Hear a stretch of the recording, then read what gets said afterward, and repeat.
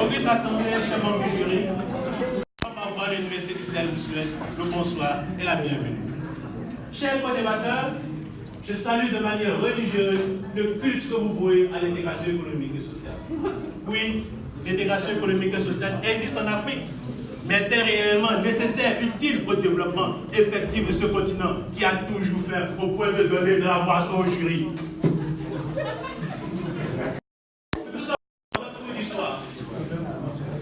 Depuis les indépendances des pays africains, et ce, malgré les multiples espérances d'intégration économique et sociale qui ont vu le jour, pouvez-vous nous expliquer pourquoi 36 pays sur 54 restent des pays sous-développés, la tête sous l'eau, une économie moribonde? Comme si cela ne suffisait pas, les 10 derniers pays les plus pauvres au monde sont des pays africains. Comment pouvez-vous me dire, chers co-débatteurs, que l'intégration économique et sociale est efficace pour le développement effectif de l'Afrique si plus de la moitié des pays africains ne sont toujours sous-développés? Venons au fait de votre cours d'histoire géo. Au bord des années 80, nous avons remarqué plusieurs communautés ouest-africaines qui se sont réunies afin d'avoir une autosuffisance collective en stimulant les échanges entre pays membres. Mais hélas, qu'avons-nous constaté, chers membres du jury, en 1989, 9% d'échanges entre pays membres de la CEDEAO, 10% d'échanges entre pays membres de la CEDEAO et 1% d'échanges entre l'Union du fleuve, Sénégambie et Mali.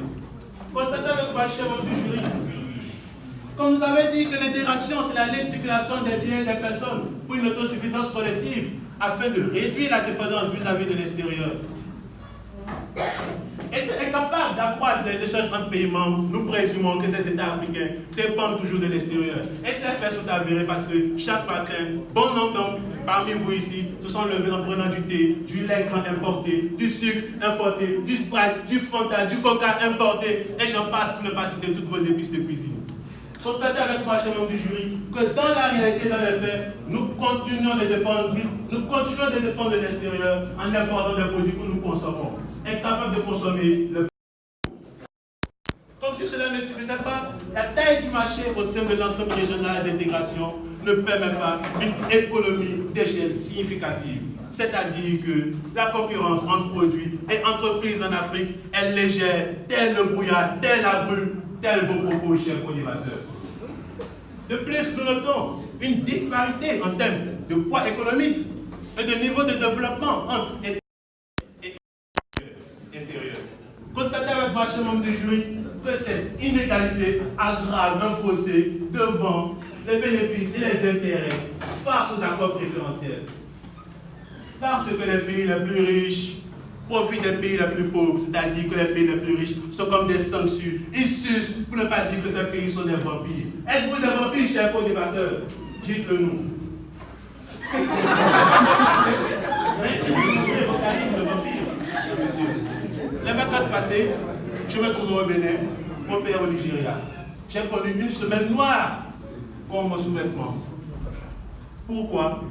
Parce qu'au Nigeria, la politique de protectionnisme économique empêche d'envoyer de l'argent de manière rapide. C'est-à-dire que nous n'avons ni MoneyGram, ni Western, ni Wari, ni Ria pour envoyer de l'argent. Je suis resté affamé, la peau sur les os pendant une semaine. J'ai reçu mon argent par virement bancaire. Constatez avec moi que le Nigeria et le Bénin sont deux pays voisins, deux pays qui se disent intégrés, deux pays de la CEDEAO. Mais pourquoi tant de lourdeur administrative avant de recevoir une économie pour que ma famille puisse manger? Est-ce là l'efficacité de votre intégration économique?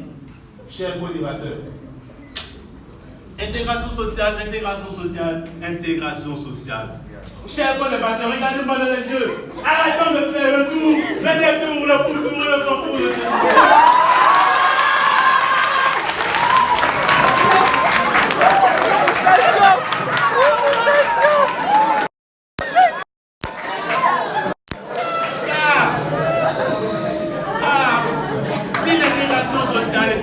Effective en Afrique, il y a longtemps, les États africains auraient abandonné leur souveraineté. Les États d'Afrique, un seul peuple, une seule nation et un seul Africain, mes chers amis.